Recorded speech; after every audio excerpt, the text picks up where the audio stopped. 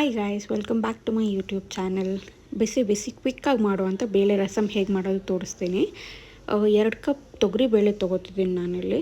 ಅದ್ರ ಜೊತೆಗೆ 2 ಕಟ್ ಮಾಡಿರುವಂಥ ಟೊಮೆಟೊ ಹಾಕ್ಕೋತಿದ್ದೀನಿ. ಸ್ವಲ್ಪ ದೊಡ್ಡ ದೊಡ್ಡ ಟೊಮೆಟೊನ ಹಾಕ್ಕೋತಾ ಇದ್ದೀನಿ. ನಾನು ಹುಣಸೆನ ಹಾಕ್ಕೊಳ್ಳಲ್ಲ.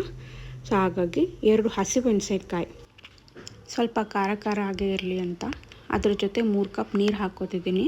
ನೀರು ಹಾಕ್ಕೊಂಡ್ಮೇಲೆ ಒಂದು ಸ್ವಲ್ಪ ಉಪ್ಪು ಹಾಕ್ಕೊಂಡು ಅದನ್ನ 3 ವಿಷಲ್ ಬರೋಕ್ಕೆ ಇಟ್ಕೋತೀನಿ. ಅದಾದಮೇಲೆ ಪ್ಯಾನಿಗೆ ಸ್ವಲ್ಪ ಜೀರಿಗೆ ಮತ್ತು ಕಾಳು ಮೆಣಸು ಹಾಕ್ಕೊಂಡು ಸ್ವಲ್ಪ ಹುರ್ಕೋತೀನಿ. ಅದು ಬಿಸಿ ಆಗೋ ತನಕ ಒಳ್ಳೆ ಫ್ಲೇವರ್ ಕೊಡುತ್ತೆ. ಅದು ರಸಮ್ಗೆ ಟೇಸ್ಟ್ಗಾಗಲಿ ಮತ್ತು ಸ್ಮೆಲ್ ಆಗಲಿ ತುಂಬಾ ಚೆನ್ನಾಗಿರುತ್ತೆ. ಹುರಿದಿರೋದನ್ನ ಮಿಕ್ಸಿಗೆ ಹಾಕಿ ಸ್ವಲ್ಪ ಗ್ರೈಂಡ್ ಮಾಡ್ಕೋತೀನಿ.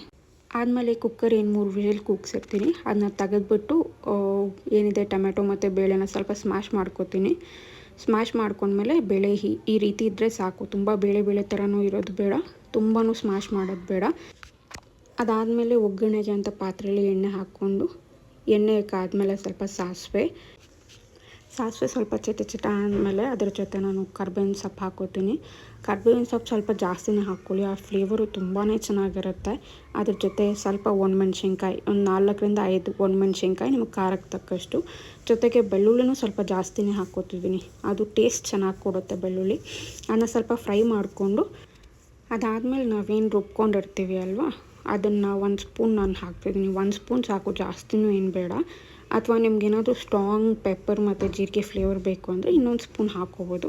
ಅದಾದಮೇಲೆ ಸ್ವಲ್ಪ ಹುರ್ಕೊಂಡು ಅದ್ರ ಜೊತೆ ಅರಿಶಿನ ಹಾಕ್ಕೋತೀನಿ. ಆದಮೇಲೆ ಸ್ಮ್ಯಾಶ್ ಮಾಡಿರೋ ಬೇಳೆ ಏನಿರುತ್ತೆ ಅದನ್ನ ಹಾಕ್ಕೊಂಡು ಕುದಿಸ್ಕೊಂಡ್ರೆ ಬಿಸಿ ಬಿಸಿ ಬೇಳೆ ರಸಮ್ ರೆಡಿ. ಬಿಸಿ ಬಿಸಿ ಅನ್ನದ ಜೊತೆ ಸ್ವಲ್ಪ ತುಪ್ಪ ಹಾಕ್ಕೊಂಡು ಈ ರಸಮ್ ಹಾಕ್ಕೊಂಡು ತಿಂತಿದ್ರೆ ಎಷ್ಟು ಚೆನ್ನಾಗಿರುತ್ತೆ ಗೊತ್ತಾ.